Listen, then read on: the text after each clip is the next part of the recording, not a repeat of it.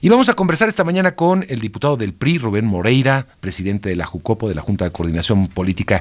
Es un gusto saludarle, diputado, bienvenido. Pues le agradezco mucho, don Mario, la llamada y estoy a sus órdenes. Muchas gracias. ¿Cuál es el balance personal que tiene de este Parlamento abierto sobre la reforma eléctrica? Mire, el balance es bueno, muy bueno. Nunca habíamos tenido esta profundidad de foros. Como usted señaló, y ya no lo relato, quienes estuvieron presentes, pero pues es desde la iniciativa privada hasta los municipios, porque tuvimos algunos de ellos, bueno, a sus representantes, porque además tuvimos a gente del sector social, porque aprendimos cosas que parecieran que ahí uno tenía que tener sobre la mesa, pero no es así. Todo este abasto de energía que se da en comunidades muy alejadas en el desierto de Chihuahua, de Coahuila o de Baja California Sur, porque nos quedan algunas dudas que pronto podemos satisfacer ya en lo personal, como en realidad el futuro del litio, que tan importante es a partir de las reservas que tengamos, porque pues ahí se nos mostraron unas gráficas interesantes, porque fueron los empresarios, muchísimos, algunos en lo personal no quisieron asistir, pero pues yo me quedo con el balance de que estuvieron sus cámaras, sus representantes, estuvo el Consejo Coordinador Empresarial, estuvo la Coparmex, Canacintra, Canaí, todos ellos estuvieron ahí, y algunos de ellos, por ejemplo, reconocieron distorsiones en el mercado que necesariamente se tienen que arreglar, sobre todo porque ellos lo reconocieron. Al principio, cuando se presenta la iniciativa, pues había quien decía no y quien decía sí. Nosotros en el PRI, la verdad, lo que pensamos es que no se puede votar sin debatir, y mucho menos se puede opinar sin conocer. Creo que el ejercicio de estos días, los 500 diputados tienen la suficiente información para conocer la iniciativa, para conocer la realidad del país. Yo agradezco a quienes con honestidad se presentaron, por ejemplo los empresarios, y nos dijeron, pues no queremos una reforma constitucional, pero sí hay distorsiones, es decir, no hay un pago, lo pongo entre comillas justo, porque no quiero herir susceptibilidades de nadie, del porteo, de la de la transmisión, del respaldo, de los respaldos. O sea, ellos asumen que efectivamente el respaldo eléctrico no lo pagan correctamente, que las subastas tienen que ser cambiadas, que hay empresas que se construyeron bajo el régimen de producir para ellas mismas, pero que hicieron alianzas indebidas y que están surtiendo a otras empresas, lo que merma la capacidad de CFE. Sí, aprovechando vacíos de la ley o una flexibilidad de la ley. Sí, la gran pregunta ¿es necesaria una reforma constitucional para arreglar esas distorsiones del mercado o podemos contar con estos instrumentos que tiene el propio Estado para regular? Bueno, yo lo primero que diría es que no es bueno que haya esas distorsiones, aun cuando, en mi opinión personal, yo creo que se generaron pues para estimular el mercado. No son ilegales, eso también hay que ponerlo, porque no falta quien dice, oigan, les pone un adjetivo. No, para nada, no son ilegales. Yo creo que se generaron para impulsar las energías limpias, por ejemplo, o la autoproducción. Yo ahí no les pongo adjetivos, pero pues ya se reconoció que ahora tendrían que cambiar. Bueno, preguntas como estas, don Mario, si tiene que estar en la ley o en la Constitución, son las que tenemos que resolver. Hay expertos que dicen que necesariamente es en la Constitución, porque hace un año los empresarios se ampararon contra una ley que trataba de darle solución a esto. Pero hay otros temas, por ejemplo, la transición energética, que es tan importante, la protección de los órganos reguladores. Exactamente. O sea, hay otros temas. Yo diría que ahorita estamos concluyendo los foros. Todo el mundo me pregunta, ¿y ahora qué? Pues ahora le corresponde a la mayoría legislativa, que no tienen la mayoría constitucional, proponer una metodología. Si ellos quieren insistir en esta reforma, pues tienen que proponer una metodología de trabajo y de hacer política.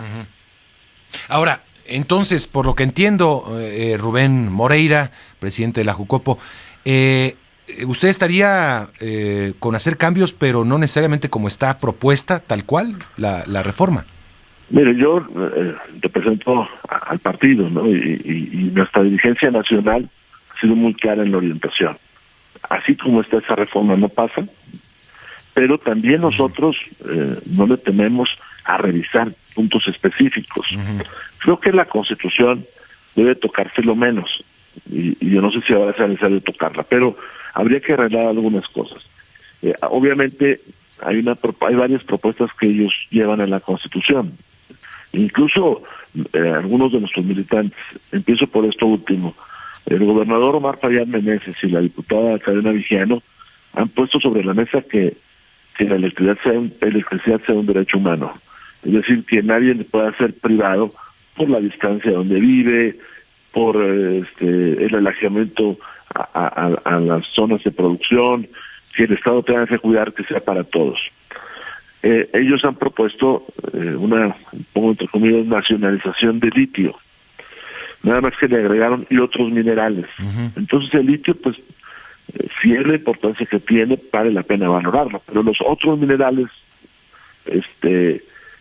estratégicos, pues necesitamos saber cuáles son, porque si no, y lo digo con respeto, pues cualquier mineral puede ser estratégico a partir de cómo lo abordemos, ¿no? Ellos han propuesto la transición energética. Nosotros queremos un plan de respeto al medio ambiente para evitar el cambio climático, pero un plan que contemple muchas cosas.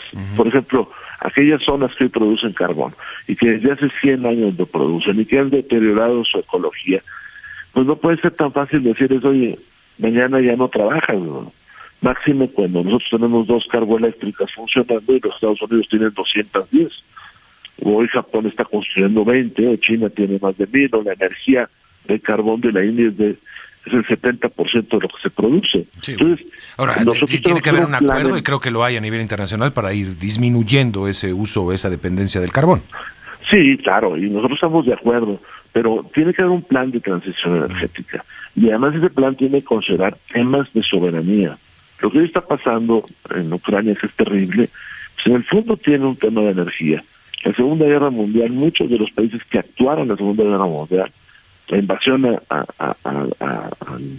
al oriente, la invasión al desierto, a Polonia, por ejemplo, pues tenía como objetivo no solamente ganar territorio, sino asegurar suministro de combustibles. Entonces, es un tema también de soberanía. Yeah. Pero, insisto, así como está, la reforma no pasa. ¿Qué creo que debe pasar? O suceder más bien, don Mario, pues que la mayoría tiene que proponer una metodología, si es que insisten en sacar esa iniciativa. Y hacer política. ¿Política qué es? Bueno, pues buscar acuerdos, buscar consensos, establecer un contexto de diálogo. Ahora la Cámara pasa por momentos que es imposible dialogar, usted lo ha visto.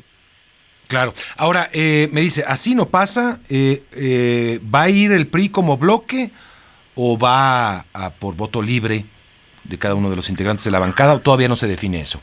No, el PRI va a actuar como bloque. Como bloque. Va a actuar como bloque, tenemos una dirigencia fuerte. Claro, ningún diputado es un autónomo, es un robot, ningún diputado es alguien que va a ir a levantar la mano por levantarla. Hay procesos internos de búsqueda de consensos. Y nosotros tenemos en la bancada pues 71 legisladores que quieren este país, que al final del día es lo que hay que poner en la mesa. ¿Cómo le va bien al país? Exacto. Estaba leyendo ayer, después de que concluyó el foro, el Parlamento Abierto, pues muchos analistas o supuestos analistas también que decían, el PRI va a ir con la reforma si le dejan Hidalgo en las elecciones que vienen, ¿no? Obviamente este tipo de especulaciones y de cálculos se van a estar a la orden del día conforme se acerquen las elecciones. Pero ¿cómo evitar esas suspicacias, esas interpretaciones que se hacen? Bueno, mire, la gente debe estar atenta a la reforma. ¿Es buena o no es buena la reforma? No, yo creo que todas estas especulaciones, pues son producto de prácticas que se creen que suceden en la política, pero no pasan. La gente va y vota.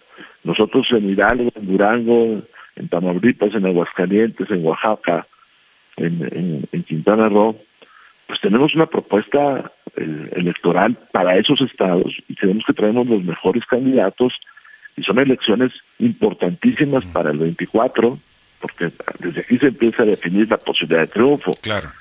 Pero eso es aparte de lo que estamos discutiendo, de electricidad. Nosotros, por ejemplo, queremos que sea un derecho humano, que ahora no es un derecho humano y que nunca se ha puesto como un derecho humano.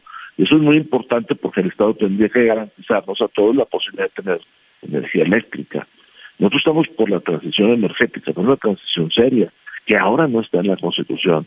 Y nosotros queremos energía barata, limpia, para todos, pero también el PRI quiere soberanía, porque a veces se nos lleva al extremo de decir, no, pues lo que quiere el particular es energía. Y como lo dije ayer en mi discurso, sí, hasta que una potencia extranjera le baja el switch. ¿Esto va a quedar para después del proceso electoral? Mire, nosotros hemos dicho que no es un buen tiempo estar discutiendo una reforma de gran calado cuando hay un contexto que no lo permite. No necesariamente una elección, puede haber un contexto de muchos tipos, ¿no? Pero ahora hay una elección. Entonces nosotros pensamos que no es bueno discutirlo cuando hay ese contexto. Pero el tema todavía va más allá, don Mario. Ahora no hay una metodología para la discusión.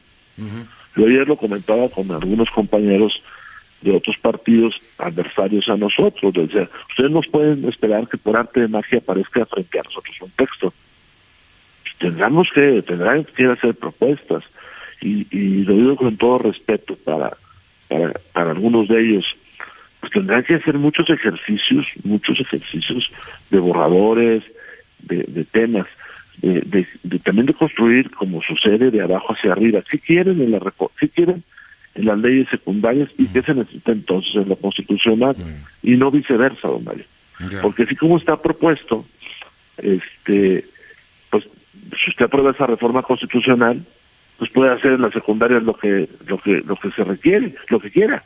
Y de eso no se trata, porque entonces no hay freno. El freno que le dio la ciudadanía a este país fue que PAN y PRD impiden que Morena pueda tener mayoría constitucional. De hecho, yo creo que yo lo he dicho varias veces en tribuna, para tratar de que reflexione esta mayoría. Es una mayoría ficticia, Mario. Porque en realidad el 52% de los mexicanos votó en contra de la coalición Hagamos Historia. Y el otro, ese 52%, por tanto, votó a favor de MC, PRI, PAN y PRD. No tendrían ni la mayoría simple. Y ellos tienen que reflexionarlo. Ya no representan a la mayoría de los mexicanos. Así fue y así es. Bueno, ya ese es el reflejo de la votación pasada.